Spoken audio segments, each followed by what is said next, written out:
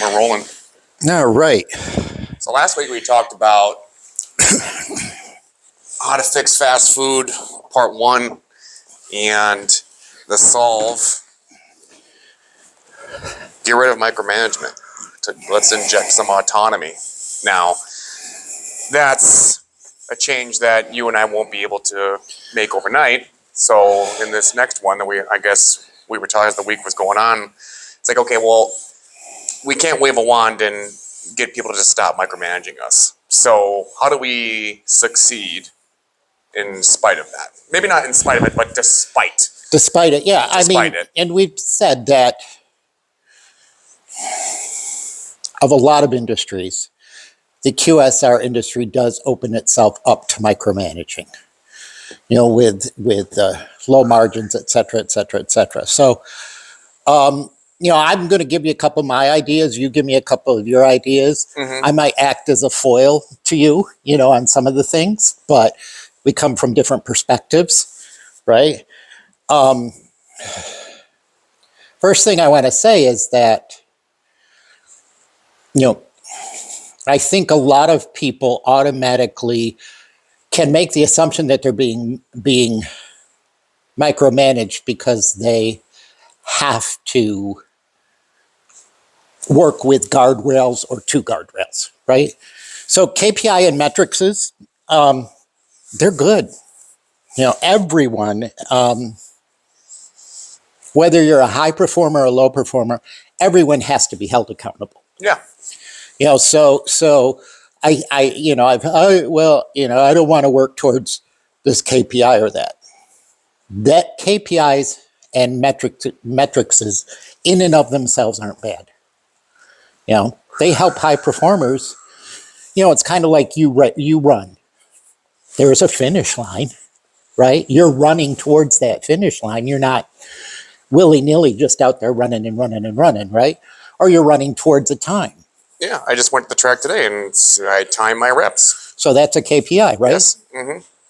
So that's the first thing, is that I think that there's people can push against KPIs and metrics and not realize that they are important. They are goals. They are things to work towards. But we're not talking about that. We're talking about how to succeed in spite of it. Right. But this is my build-up. Okay.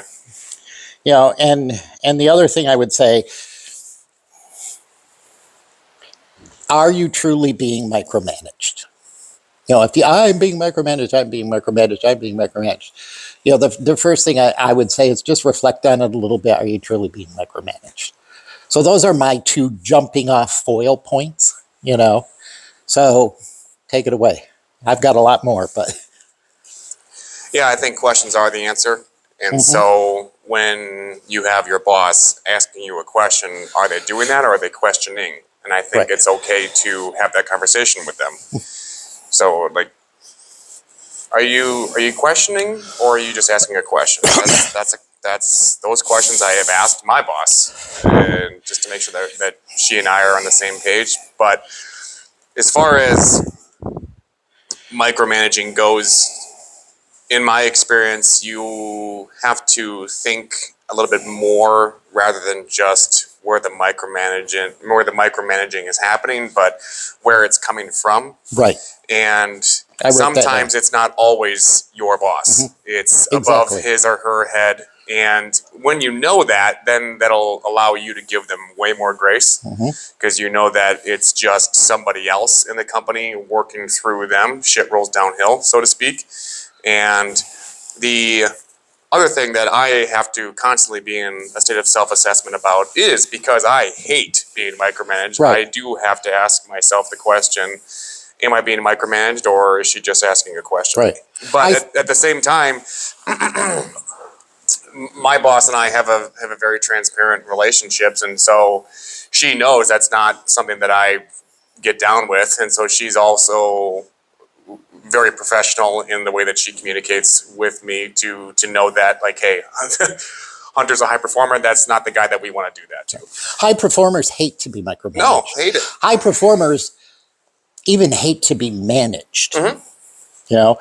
And you said question. I got a note. I wrote ask clear questions before. Ask clear questions of your boss before and document them. Hey, on this day at this time, I asked you this. This was your answer. Mm-hmm. Have we changed since then? Mm-hmm. And he or she may very well say, yeah, we've changed. Or my boss changed things. Yeah. Yeah. And I think that's really important too, is it your direct report, or is it their direct report, or is it culture, or is it, Mm-hmm. and I think that's important. And the other thing I think, especially if you feel you're being micromanaged, to me, micromanaged and trust go hand in hand. Mm-hmm. So win trust with small things. If you think you're being micromanaged, win trust with small things. Keep your word. If you say, okay, I'll do this, I'll do that, I'll do this. Do it, communicate it. Yeah, and perform. I told you that before too, is perform. Yeah, under two different bosses in two different organizations, I've had two different approaches when it comes to being micromanaged. Mm-hmm. One, as you just said, is perform. So the better of a job that you do and the less things that you make yourself a liability for with your boss, whether it's food inspections for audits or cash stability or just something as simply as metrics. If you just go out there and you do what you need to do, they're going to give you more and more rope. Right. Now, in another scenario, if you want to, how do you succeed despite being micromanaged? You can actually micromanage the micromanager. And so you can just inundate that person with updates about every little thing. And that's the way that I did that with another one of my bosses. That actually, I wouldn't say that it built a good relationship between the individual and myself, but we knew where each other stood. And so I wrote update them before asked. Yeah. Update them before you're asked and find a rhythm to the updating. So let's say every Tuesday I'm calling them and giving them an update. Mm-hmm. And just constantly update. Mm-hmm. And I think that's important, because a lot of time, especially those people that you feel are micromanaging, but they're not necessarily micromanaging you, they're being forced to micromanage you. So I think with those people, the updating before they ask is important, because then they can update whoever they report to. And another one that I had that I haven't put into practice yet, I'm thinking about it. We had our loss prevention audit at one of our stores this week, and the gentleman who was conducting the audit, great guy, Christian, able to just be very transparent with one another. And I just asked him, how do you deal with this? And he said, I'm a big list guy. And so he made a big list, and he said, he said, when I was in your shoes, I shared it to my direct report, and I said, I've done all of these things. Right? Here's where we are. That's funny that you say that, because right here, bullet point, star by it, show your plan. Yeah. I wrote down, show your plan. Mm-hmm. So win trust with small things, update them constantly, and show your plan. Yeah. Yeah, perform, update them constantly, and then, like I said, those are the two things that I do. The one that I'm doing right now is just performing. I just okay, you guys know I can do this. Right. Just get out of my way. And track your wins. Yeah, track your wins. Mm-hmm. You can do it not in a braggadocious kind of way, but you can also say, "Well, remember last week we hit all of our metrics. Mm-hmm. This week we might fall short on this one, but we're going to hit all the others. Yeah. Next week, my plan, show your plan, mm-hmm. is to hit them all. And with enough time and probably enough time, you'll be able to figure out what the actual priority is in a company. Because when you're being micromanaged, typically they're asking you to go full speed in every direction. Okay, well, we've got metrics, and we've got perfect reviews, and we've got complaints, and we've got audits coming up for food and health inspections and all of these things. As the time goes on, like when I first got placed at my store in Zealand back in August, it was like drinking water out of a fire hose. I had a new boss because I was in a new area and I was taking over the store, and there were all of these things coming at me. And after about 3 weeks, I realized what the actual priority was. And then as soon as I went out and just started doing that, then we were able to just sort of attack everything else after the fact. Because, hey, when I hit a perfect period, my boss gets a bonus too. So when I put money in her pocket, she's a happy camper, right? And then I can. That's that. There is. I know you hate when I say this, but there is politics in business, and part of our job is to make our direct reports look good. Whether we like it or not, and high performers don't, but whether you like it or not, that's part of the job. Yeah, I got no problem with making my boss look good because that affords me more career capital to do other things. Yeah, but if you make your boss look good, you look good, you're less likely to be micromanaged. Mm-hmm. I asked a few people, hey, what do you think about micromanaging, or what's your take on micromanaging? And almost to a person, all of them brought up in some way, shape, or form trust. Mm. You'll be less micromanaged the more they trust you. Mm-hmm. And how do you gain trust? You perform. Mm-hmm. Win it with the small things. What would you say a small thing is?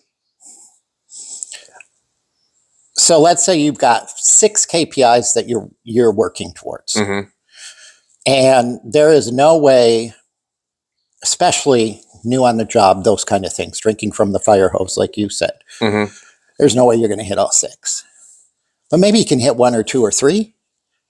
And then you hit those and you say, hey, couldn't hit all 6, but I hit these 3. And like you alluded to, your direct report may say, well, I'm really glad you hit speed. Mm-hmm. Ding, ding, ding. Speed's important to my boss. Yeah, I think as long as you're able to, and again, and to give it enough time, hopefully within a month or less, you'll be able to figure out what the priority is. Right. Then just go and hit that thing. Like, for example, at this new store, because I've worked myself out of a job at Zealand, my AGM is fully taking over as the RGM this upcoming Wednesday. And I'm at my other store right now. And I've been with the company long enough to know now that, okay, the priorities are metrics, period. Right. Period. So am I going to be worried about a whole lot of loss prevention right now and our totes being perfect and all of our cash deposits and all those things? That's just not a priority right now. I know it's not. It's not.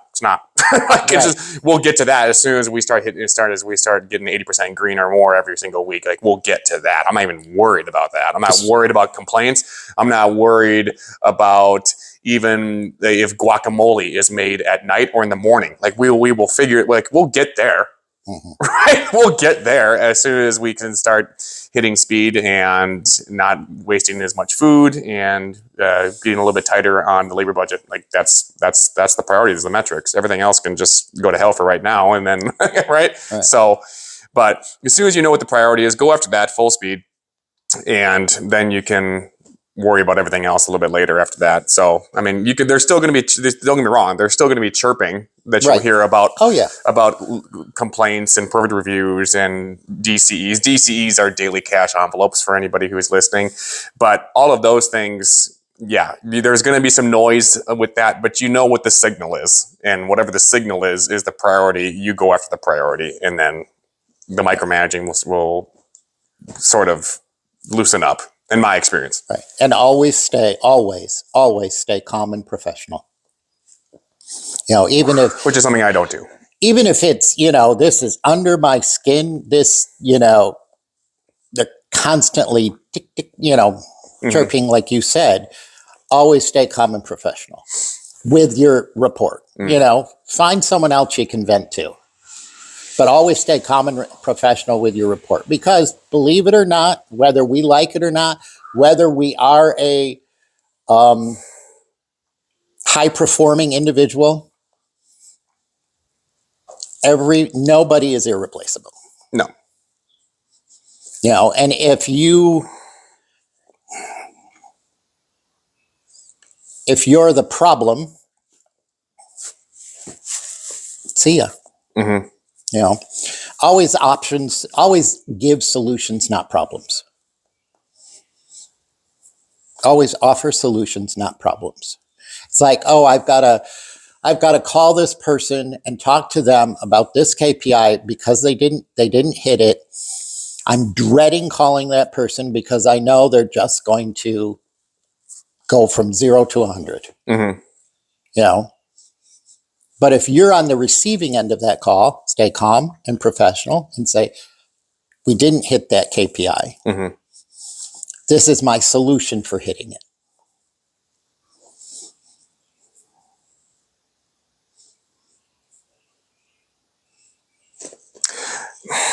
No, yes. No. Okay. I mean, again, it just depends on what your priority is, right? In terms of, but I think that comes to the caveat. I think you have to have established some career capital in order to say no to that, right? Give my second store perfect example right now. It's like, okay, well, we're bad 34 hours for the week on labor. What's the plan to get it back? There is no plan. there is no plan to get it back right now. This is purely an investment time to start training and rebuilding the foundation that was lost since I used to be back there in November. Now we have to build that foundation again. We're going to blow labor, so there is no plan to get that back. But if you haven't performed yet, well, then you. But you're also, one of the things I said earlier was show your plan. So no, my intention isn't to blow labor from now until the end of time. This is my plan. First, we're focusing on this. Labor is going to suffer a little bit in the interim. Yeah. But it's not going to suffer for the long term. Labor is important. That's one of my measurable KPIs. That's one of the guardrails, one of the goals if I'm running the race, the times. But right now, I have to, if you're a runner, right now I have to make sure we're getting out of the starting block quick. Right now I have to make sure that, we have the muscles to finish the race. And what you might find is, and what I'm sort of finding again now with my second stint here at this other location, is that and so this would just say that, this would buttress the point that you made before, is that plans changed. And so like, even with the shift that I worked last night at this other store, it's just like, is there really a lot of training that needs to happen here? Or do we just need to get the guys motivated again? Right. And what I'm finding, and I think that's what I'm sort of rethinking now, is like, I don't know how much training actually needs to be had here. I think I just need to deploy myself back to the night crew a little bit for a month or so and just reinvigorate everybody. Because it's like, we ran great times all night last night. We didn't really train a whole lot of people. We were just having fun with the music going. And like, if they're just juiceless, and if you're juiceless, you're useless. But write that one down. If you're juiceless, you're useless. If you're juiceless, you're useless. That's what Pete Carroll told my coach at Grand Valley, and then he started letting music play at practice. Yeah. So Coach Mitchell met with Pete Carroll when he was with the Seahawks, and that's what Pete Carroll told Coach Mitchell. He said, "If you're juiceless, you're useless." And then Coach Mitchell started letting us play music at practice, because that's what the Seahawks did. So, but yeah, and so that's what we do at that store now. As soon as the lobby closes at 11, we bring out the Bluetooth stereo and we just have a great time. And then it's just, such a little thing, right? Wasn't happening before. And then as soon as you just inject a little bit of fun, a little bit of enthusiasm, a little bit of get after it, then they start getting after it. So I say all that to say that plans change, like you said earlier. And so that's a little bit off topic in terms of micromanaging, but Yeah, maybe it is, maybe it isn't, because I'm being micromanaged. This was never an issue for the last 5 months, and all of a sudden now it's an issue. Plans change, and then that's where you ask the clear questions. Yeah. Hey, you really seem to be talking to me a lot about customer complaints, and is that the focus now? Yeah, and just have a clear conversation with your direct report, and that's one thing that I've done a lot of with my direct report. Just be like, "Hey, I don't think this is coming from you. Is that true?" Yeah. Yeah. Well, actually, yeah. Yeah. Okay. Well, then I start doing some digging, not digging, but just whoever I interact with. The more people I interact with, I understand where it actually is coming from, and then I can apply way more grace. But at the same time, then I know where it's coming from. I'm just like, oh, okay. So this is cultural. Like, okay, well. So I'm going to ask you a question now, and I think this is an important topic. I think it's a question that a lot of people ask themselves, but I don't think there's not a firm answer on it. Is how do you know when it won't change? And planning your next move. How do you know when it won't change? I think once you realize where it's coming from, and then how many degrees of separation you are from that individual, and then how long that individual has been in position and or with the company, that will shed a lot of light as far as like, okay, well, this ain't going to change. So I think you have two options. One, you can continue to build career capital and then build a bridge like I did from the Subway franchisee to the Taco Bell franchisee, because if you're a high performer in this industry, you are a hot topic. So you're valuable. You're valuable. So you will find a job 6 months or less, I would say. I think that'd be one option. Or you can continue to grin your teeth and bear it and climb that corporate ladder, so to speak, and replace that individual and then be the change that you wish to see. I think those are your two options. Okay. And I think it's really hard for high performers to grin and bear it. Yeah, it's very hard. It's very hard. Like I said it in one of my keynote speeches that I gave to the company a month or two ago. It's like I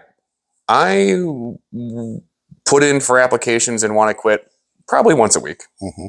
Once a week, if not more. How many times do I call you? Once a week, if not more. Right? Because that's just something I just can't stand, because it's not the micromanagement. Right? People don't buy solutions to external problems. They buy solutions to internal ones. The external problem is micromanagement. The internal problem is the one that really pisses me off, and that's the lack of trust, because that's what it is.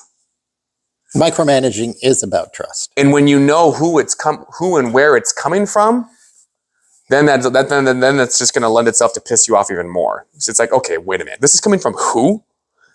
Then that's a cultural issue, and that really, really bothers me, because it doesn't need to be that way.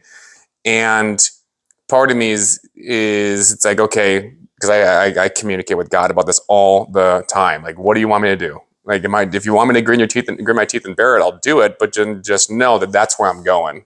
Like, I'm going to take that job and fix this, because there's obviously, if micromanagement is culture, then I don't think it's totally overstepping to say that there's a huge leadership problem. Because if you have to micromanage, then you're not really being a leader. Right. In my opinion. Yeah. I mean, we talked about that last week. We talked about it a lot. If you can't let go, you have a leadership problem. Right. How do you, let's say the culture of the company that you're working for is micromanaging, and you're in charge of a store, a division, a territory, an area, whatever, what can you do? As far as how you lead or how you might be micromanaged? Right. Well, I think that, again, once you've developed and earned some career capital with your direct report, I think you can almost play a little game, so to speak, without being manipulative. And that is, hey, I'm going to get these things done for you. I think that these reminders would be helpful. So you sort of pick your poison in terms of what you want to be micromanaged on. Right. And so then they almost act as a personal assistant for you. Right. Right? Yeah. Like, hey, your learning zone's not complete. Oh, thanks. Got it. Because that's not the priority. Right? For me, it's like, hey, just to let you guys know, you guys had like a lot of complaints last week. Thanks. I'll let these people know at which day part that it happened. Got it. All right. Yeah. And then you just, all right, and go off and do what you need to do. So and then go back to focusing on what you want to focus on. I think that's one way to do it. And then as far as when it comes to you leading, my people at both stores know that I do not do that. Right. I do not micromanage. So the culture is that's kind of where I was getting towards was this is the culture of the company to micromanage. I don't agree with micromanaging. I think it's poor leadership, but I'm in charge of this store. I'm in charge of this area. I'm not going to micromanage. The culture of my little sphere of control is going to be the culture that I set. Right. I, as the leader, am the buffer then to protect those that I am leading from that culture. Yep. So it's kind of ironic because the theme this year is excellence through empowerment, yet there's a micromanaging culture. There's not a lot of empowerment. So it's like, okay. Yeah. But I actually do that. And now it's dichotomous because sometimes it can bite me in the butt because the dichotomy of not being a micromanager is a lack of oversight. Right. And so that's one thing where it's like, I do have to check in every now and then, which is why one of my managers at my other store, River, he and I have a very good relationship. He just said, you know what, Hunter? I think once the Zealand responsibilities die down for you, I think we could actually really use you at nights. Now, our GMs don't typically work nights because we have to be there for the busiest day parts of the day, lunch and dinner. Right.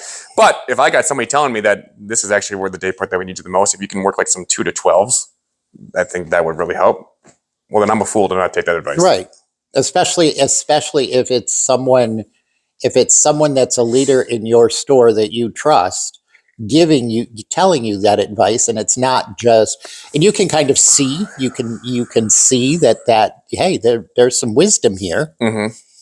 It's not just him or her, wanting to be lazy and wanting me there just to, pick up the slack that they should be picking up. That's not it. Yeah. All right, I'm going to deploy myself there for a while. We're gonna narrow in on that and fix that. And then I'm going to communicate that to my report. Yeah, and if you're listening to this episode and you're in this industry and you have a store where there's a lot of opportunity, the biggest thing that I've seen at both Zealand and River is one of the first things that you gotta do, other than focusing on speed, is to own the night. If you can own the night, then that'll be a very, very quick turnaround for you. Again, I've told this story before. The one time that I deployed myself working a 4 p.m. to a 2 a.m. at Zealand, we finished number 1 that night. Then all of a sudden the team started to believe themselves. And it's like, whoa, holy cow, we can be fast at night. And then I started to just pull back less and less and less night shifts. And now we've been perfect for 8 periods straight. So, and then when I went to River in November, that was the same thing that I did. I worked closes Wednesday, Thursday, Friday night.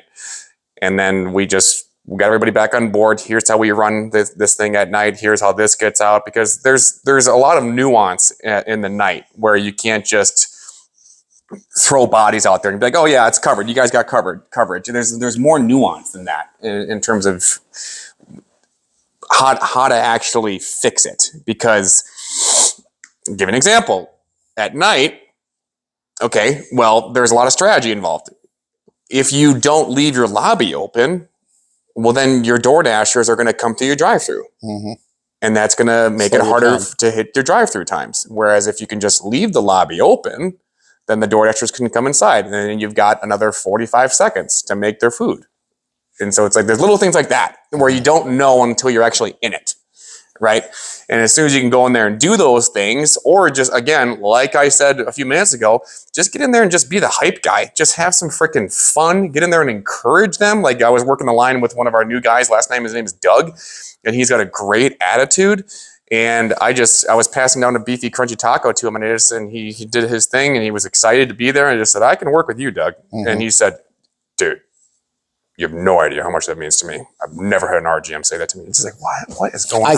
I think that's the biggest thing that a lot of leaders overmiss is you're a leader, you're the encourager. That is a huge, huge, huge part of leading. Yeah.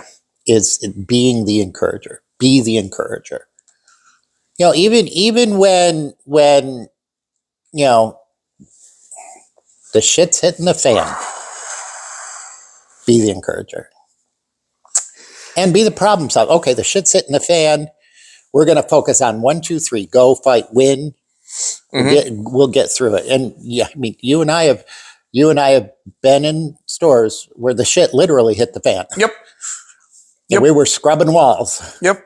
And that's funny you say that, because that's very analogous to how the great coach Nick Saban would handle things. When they were whipping ass, he would tighten things down and step on those kids' throats. But when they would lose to Auburn at the end of the year, and now they're out of the SEC championship, and now they're out of the national championships, that's when he came and just loved on them. Right? Yeah. So it's very interesting. Leadership is leadership. Leadership, yeah. There's, I think a big aspect of leadership that a lot of people overlook is you're the encourager.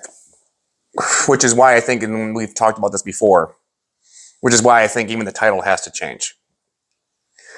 RGM, even the word manager, it's like you're not. Right. I mean, you are, but there is a distinction between a manager and a leader. And we've talked about that a lot. And there are way more of the former than they are than the latter. Exactly. Which is why we're having these conversations, and which is why if you're a leader and you don't know where to go, then I would encourage you to get into fast food, because you will kill it, right? In this fast food, QSR, quick service restaurant, is crying out for leaders. There is a huge vacuum for leaders. Yeah. For true leadership. Yeah. There is a humongous vacuum. Yeah. And I think, when you look at statistics, the restaurant industry is actually at the bottom in terms of success, of succeeding. If you're going into trying to get funding and I want to open a restaurant, your business plan has to be far more tight if you're a restaurant to get funding than almost any other business. You want to know what my little brother said? My little brother's an executive chef in Scottsdale. He said, to make money in this industry, what did he say? He said, if you want to make $1 million, you got to start with 2 million. You got to start with 2. Yeah. Oh yeah. I totally agree. I mean, I totally agree with that. But I think one of the ways to turn that statistic around is through leadership. Yeah. Okay, the QSR has a high failure rate. The restaurant business in general has a high failure rate. But the restaurant business in general has a humongous lack of leadership. So could the solution be we need to develop yet more leaders? And that will help turn around the statistics, the failure rate.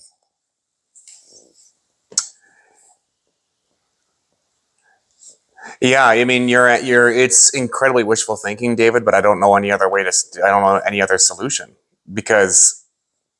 and that's part of what I wrestle with God about as a Christian, in terms of, okay, Lord, like, if you want me to grin my teeth and bear it and pick up my cross every single day and work and grind and climb this corporate ladder until I get to that top spot, to then get rid of the micromanager and then instill a culture of trust and empowerment, then could that be the one domino that Right. sort of begins to affect maybe not the industry, but at least the concept Yeah. that I'm in right now. So these are things that I think about, but it's like I don't know any other way to do it.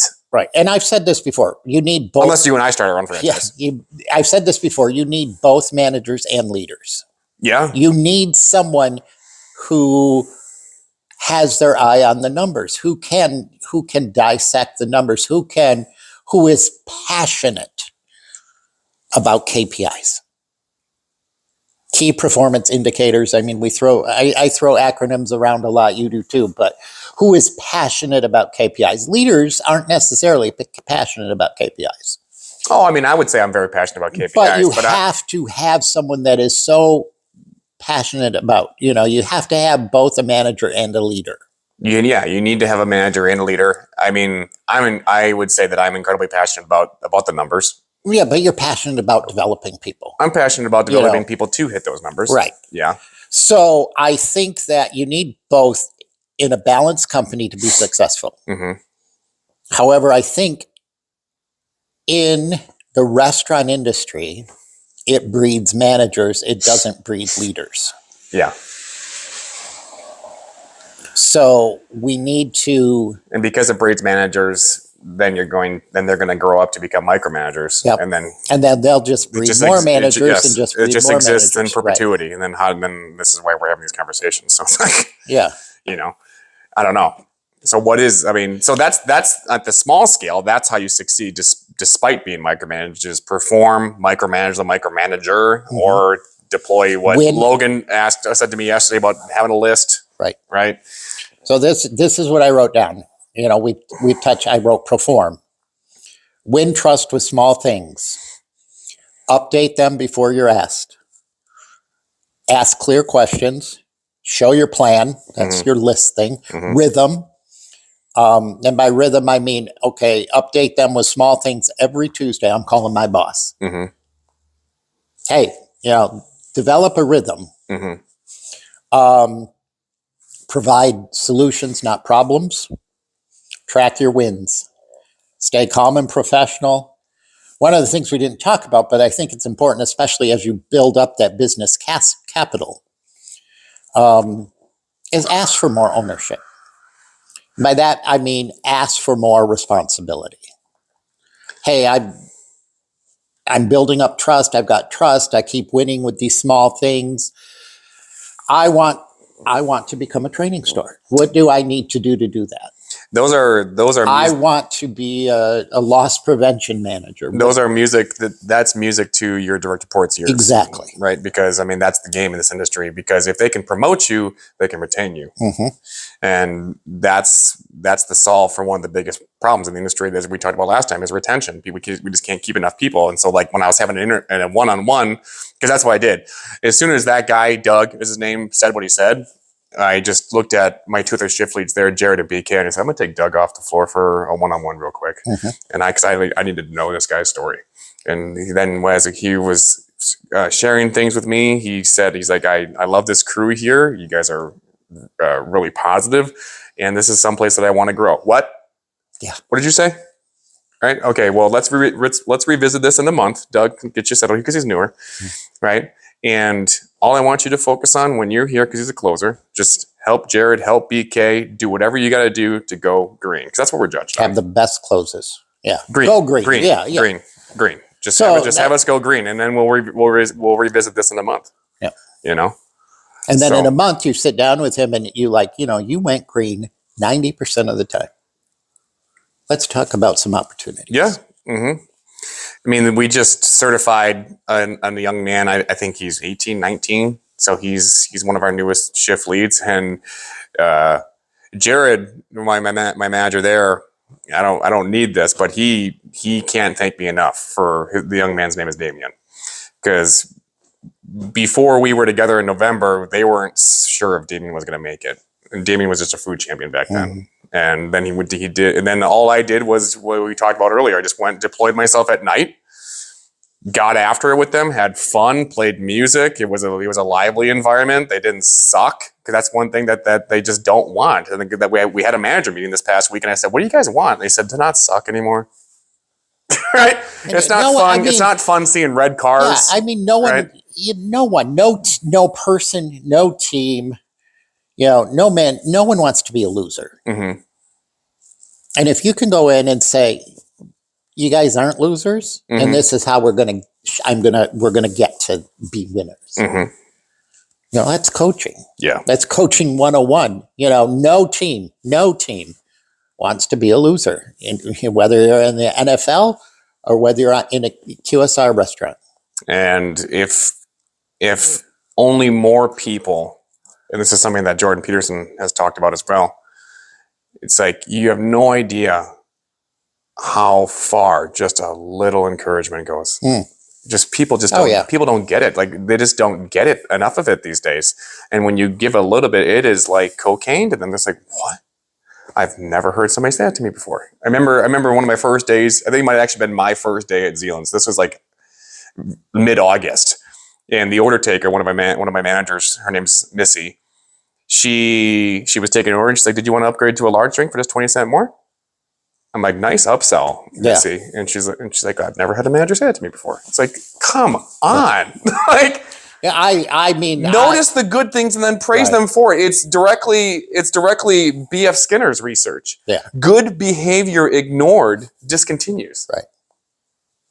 Oh, I did totally 100%. I mean, if there's things about, being a leader, or there's things about owning franchises, those kind of things that you love, and there are things that you hate. One of the biggest things that I loved about being a franchisee was being an encourager. Yeah. I love encouraging people. Mm-hmm. Love it. Mm-hmm. I mean, it's air to me. Mm-hmm. I really like encouraging people. Yeah.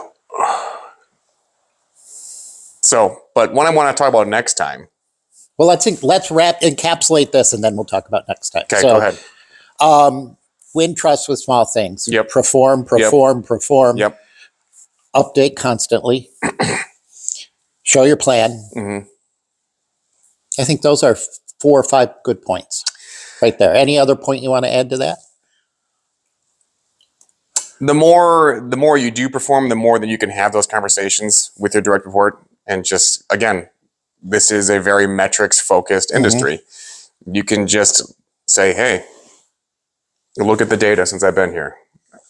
Yeah. I think I got a pretty good hold on this. Here's where I could use your help on certain things." I mean, I don't, but then that's the thing. That's the thing where, why I'm such an advocate for working out in this industry, because most people don't want to have that conversation because it's very uncomfortable to them. But the fact of the matter is, everything that you want are on the other side of conversations you're afraid to have. Mm-hmm. Right. And when you work out, you understand that those things are actually very, very easy, because when you kick your own dick in first thing in the morning, then those crucial conversations are still crucial, but they're not nearly as intimidating. KPIs and metrics are not in and of themselves bad. No. They can actually be your best friend. Yep. Mm-hmm. So, but what I wanted to talk about next time, this is something that I've been thinking about since I first read the book over 10 years ago.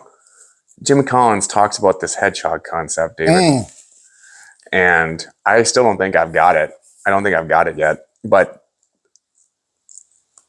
for the listeners, a hedgehog concept, your hedgehog concept is pretty much everything that you can run your life through, especially your career. And so it's three circles within themselves.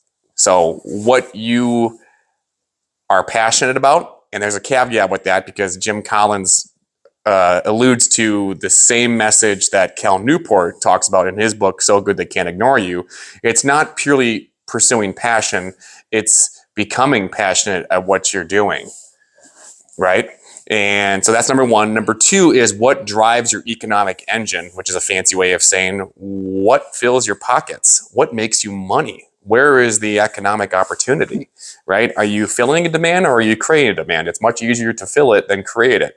And then lastly is, what do you have the potential to be the best in the world at? And then that's a really big one there that might require some further excavation. It's not necessarily what you're really good at or what you're competent at. It's what can you be the best in the world at? We've talked about this before. Orville Redenbacher does popcorn. That's their hedgehog. They're passionate about it. They are the best in the world at it, and I'm sure they make a hell of a lot of money. So, but that's one thing that I want to get into, and because it's something that I've had iterations of what my hedgehog is, but I still don't think I've got it down. I think I might be doing it as we speak. My wife is like, I think you're doing it right now, but I haven't been able to articulate it. And if you can articulate it in such a way, then I think that'll provide a lot of clarity. So maybe we can talk about that, because I think that's one thing that would really empower artistic warriors and leaders if they know what their hedgehog is. Right. Yeah. But I like where you said, how did you word it? I don't mean what you're passionate about, but what you can become passionate about it. Yeah, I think that's... I was not passionate about fast food until I got into it. Then I started getting good at it. I'm like, whoa. Ding, ding, ding, ding. Right? I was not passionate about fast food, and I bought, There's nothing there are a few things that feel better than getting better at something. Right. So I was looking for my economic engine. Mm-hmm. And looked at some opportunity, and my economic engine ended up becoming fast food. Mm-hmm. And then I became passionate about fast food. Mm-hmm. I was not passionate about fast food in the beginning. Now I'm passionate about fast food. Mm-hmm. Yep. Yeah. And what can you be the best in the world at? For me, not necessarily the best in the world at, but you know what? I can be different, think different. What is it? What's the thing we say? You are different, or, you're built different. Mm-hmm. I can be different about leading in the fast food industry. Mm-hmm. I saw how a lot of franchisees and people led their companies. And it's like, I can do this totally different than that. Yeah. And that's what's called a unique selling proposition. I mean, if you can be different, well, I mean, that's the game in a lot of ways, right? I mean, I can write a book, but if my idea isn't different than anybody else's, it's not going to sell. Yeah. I mean, so I mean, there's a lot of self-improvement books. There's a lot of leadership books. There's a lot of, this in and of itself is a self-improvement book, but it's different. Yeah. Yeah. Mm-hmm. I like the hedgehog thing. Yeah, I think there's lots of room to discuss that. Yeah. Mm-hmm. And who knows? QSR can be your hedgehog. Yeah. I mean, it became my hedgehog. It's becoming your hedgehog. Mm-hmm. It can be your hedgehog. Yeah. So. And it probably can be your hedgehog easier than some other things. Easier and faster. Right. Yeah. Yeah, exactly. If you like the show, share the show. 5-star reviews only. That's David Taylor. He's coming out with a book. Be sure to follow him on LinkedIn. Can't wait for that puppy to come out. I'm most active on LinkedIn as well. I also dabble on Facebook and Instagram and TikTok. I try to be all over the place. I try to be omnipresent, but the ones I spend the most time on would definitely be LinkedIn and Facebook. Yeah. So, but the book is The Way Out of Self-Sabotage into Self-Mastery. You can get that on Amazon and at huntersharneski.com. I think that's all for today. Talk to you guys next time.